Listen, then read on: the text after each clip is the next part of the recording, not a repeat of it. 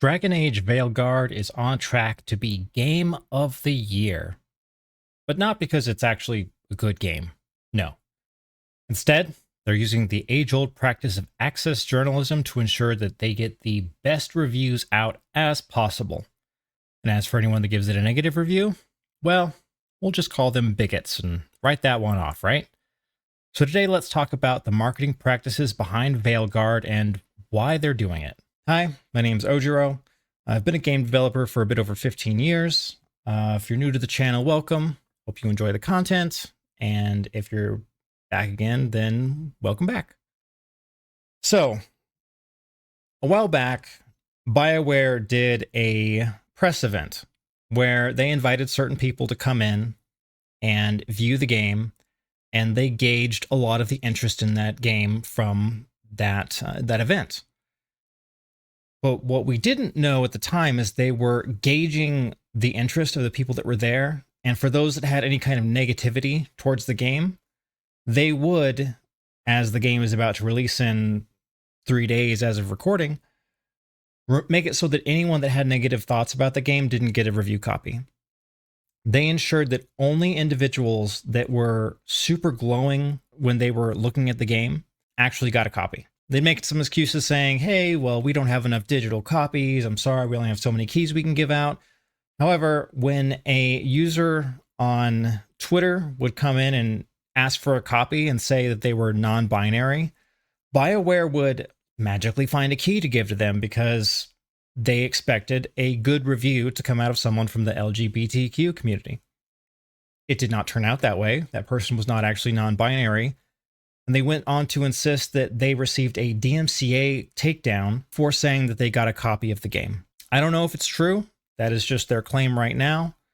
But we do have confirmation that they did play the game. They were able to get various achievements through the game. So they actually did receive a copy and play it where other journalists that have audiences did not receive one. Now, this attempt to try and make sure they only got positive reviews was not totally successful. We saw people, especially from SkillUp or Mr. Matty Plays, coming out with their reviews that were overwhelmingly negative and very well put together with their thoughts on it. And that is with the information that they were allowed to share. They will come out with videos after release that go into a deep dive of some of the areas that they thought were pretty bad. I'm looking forward to watching those videos myself. There were some others that had more positive reviews, like Mortissimal Gaming, I think, had a pretty positive one. And we actually saw an amazing review out of Fextra Life of all groups. Fextra Life, for those of you that don't know, had a pretty negative reputation. They had their Twitch stream embedded in their website, so it was artificially pumping up their numbers super high on Twitch so that they were always one of the top streamers, even though they gave garbage content, basically screwing out another person from being at the top of the list or further up where they would have more people funnel into their channel. That has since been taken away by Twitch, so a rare Twitch W in that sense. But I didn't expect anything positive to come out of them anytime soon, and they came out and they very much went against this kind of access journalism that we're seeing out of BioWare. IGN would come out and give it a 9 out of 10, saying how it was such a great game. At the very end of that 9 out of 10, we've got, if we never get another Dragon Age, at least it got to go out on a high note. Like, you don't say that about any other game. The only time you say that is when you recognize that what you're playing is an absolute pile of garbage and no one's going to actually buy it. Or even if they do buy it, they're not going to like it. Because some people are going to buy this game no matter what kind of negative press it gets. For example, my wife. My wife really likes Dragon Age. When I got her Dragon Age Origins, she put over 1,300 hours on. And then when I got her Dragon Age Origins, the Ultimate Edition, she packed on another 900 hours into the game. We have talked a lot about Dragon Age over time, where she would tell me all of the little bits of lore and story from it. Origins is, in my opinion, the best entry in the whole series. It is a fantastic world, and it should have been a slam dunk for BioWare, but here we are with Fortnite looking characters with awful writing, where you've got one of the characters coming out and saying that they're non-binary, which is a term that was only used in 1995 for someone to describe their gender. So another case of people taking very modern concepts and sticking them into a fantasy setting, because these individuals, they time and time again come off as people that just are incapable of writing. So why would BioWare do something like this when they have such a generally pretty good reputation? Not with their last title, Anthem. Anthem was a giant pile of garbage. But with Anthem, we looked at it and we could say this was not their strong suit. BioWare makes narrative single-player games. They've made some amazing titles back in the day, like KOTOR was one of my favorite titles that I would play on the original Xbox. But if your studio is potentially going to be shut down, or your studio is on a extreme downward trajectory, you pull out all the stops to try and bring in extra money. It doesn't matter what sector of gaming you're in, you try and get extra money. For mobile games, they're going to say, oh, well, let's double or triple the amount of free currency you get by spending money, because you want to juice the player base as much as you can. For games that sell skins, they'll sell bundles, or they'll put them on sale because they're like, we need this money ASAP. And in the case of the single player titles where they need to sell units, they need whatever they can get to hoodwink as many people as possible into purchasing the game. And in this case, what BioWare is doing is they are ensuring that they get to say, look at all these amazing 10 out of 10, 9 out of 10, 90 out of 100 reviews. So they get to compare themselves to something like Baldur's Gate 3. When you look at some of the marketing for Baldur's Gate 3, you've got the game, and then it's like, look at all these amazing like review scores that we've gotten from all these people. It's because it's such an amazing game. Except in Baldur's Gate 3, it was an actually good game. It had pretty good writing, interesting story. You could do a lot of weird things. It was great. Veilguard looks like trash. Every time I look at it and I pay more close attention, it's just an unimpressive game with unimpressive writing. And I'll get it for my wife later because she wants it, and I'm not going to try and talk her out of it because I want to have a happy wife, happy life kind of ordeal. So what BioWare is trying to do here is basically trade their reputation for extra sales in the hopes that they will meet whatever kind of sales target they have for the game. I wanted to run some estimates for how much this game cost, but I can't find the inputs for team sizes in the start, and I'm not even sure what the team sizes are at the end. We'll know better once we see the credits when it comes out. But this game's been in development for a long ass time. This game will have cost a fortune. I would not be surprised if it is 100 million or plus just for the development side, not even to include any kind of marketing, which I don't really know what they did marketing wise for this. I don't watch TV or anything, and I don't watch ads. So maybe some of you are familiar with some of the advertising avenues that they've taken for this title. Feel free to share them if you'd have. But this is potentially going to be the end of BioWare.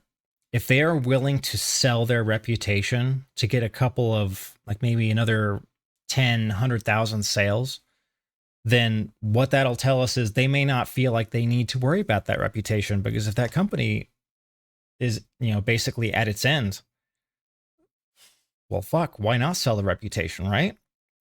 It's not like it's going to be worth anything once it's shut down. I had expected it to come out and be bad for someone that likes the older part of the series, but maybe they could try and sell it to the modern audience and see if they showed up for the game. And more importantly, see if there were people that were diehard Dragon Age fans that would buy it regardless. Because what they could have done is tried to push to say, well, we're just going to sell the game to people that love the world. And as long as they are respectful for the world and people could look at certain elements where they're like, oh, this is my non-binary companion and top scars and everything, and say, oh, that was just a shitty thing that was done to try and pander to certain individuals. It could be excused by someone that's a real diehard fan. But if they don't have any respect for the world, if they don't have any respect for the writing, they don't have any respect for their own reputation, I think this is the end. We'll see as the embargo gets lifted in a couple of days. When the game goes out to everyone, everyone's going to have their reviews that are more full. But what I can say from everyone that I've watched so far, everyone seems to consistently say that the game is mediocre and doesn't have an interesting story until the last 2 hours, which is, that's a bad game. I don't care how good your ending is for your game. If it's like 40, 50, or 60 hours and you're like, oh, don't worry, you just have to put in 50 hours to enjoy the last 2, that's a bad game. You did a bad job. And everything that we can see right now from Bioware, that's a bad job. This is a disappointment. And if you are interested in Dragon Age and you're like, maybe I'll give it a shot, maybe I can give these things a pass, just wait a little bit. Wait for more comprehensive reviews to come out. Recognize that what they are trying to do here is steal money from a bunch of people that would have not bought the game if they had gotten actual realistic reviews from people that were willing to look at it critically. Because this kind of access journalism is overwhelmingly bad for the consumer. And what they did here by having this press event where they basically put out feelers and kicked out people that didn't enjoy it is especially bad. It's bad for everybody. It's even bad for the people at BioWare, because even if the people there had individuals that cared about the product, that cared about giving a good product to the consumers, the fact that their company that they work for is doing this shady practice, that hurts them. And when people look at them, they're going to say, hey, you tried to steal my money. That was a dick move, even though they had nothing to do with it. Because not everyone wants to do these kinds of shitty marketing things. It's just, marketing is one of those sectors where sometimes it can be like a coin flip. You can get someone that's like really good that actually cares, and you can get some people that are just like, well, let me just juice the numbers because they want to get some big numbers right there, right now, so that they get to shove it on a resume and then ask for a higher salary elsewhere. And then the next place doesn't even know that they did something shady at their last place. They're just like, you did what with the numbers? You doubled it. Wow, great job. And if that means that it blew up the economy in the game, or if it ruined the reputation of the company, they don't give a shit. They just see number goes up. Fucking hate marketing sometimes. Such a goddamn mess. But we'll see in a couple days when everyone gets their reviews out there. Definitely, if anyone is thinking about buying it that you know, just let them know that BioWare is doing some really shady things with their reviews. So if that's something that they do care about, they should just be informed. If they're going to buy it anyway, they're going to buy it anyway. But if they are actually looking at the reviews to see if they want to spend full price on the game, then they really need to have that information. Because when you're spending $60 on a game or $80 for a deluxe edition, you should know if it's good or not. And when someone's trying to get all of the negative reviews out so that they can try and trick you to spend a bunch of money, no, screw those guys. But that's all I got for now. I wish I had some more positive news on it, given how much Origins was such a great title, but here we are. Thanks for your time. Hope to see you in a future video. Farewell.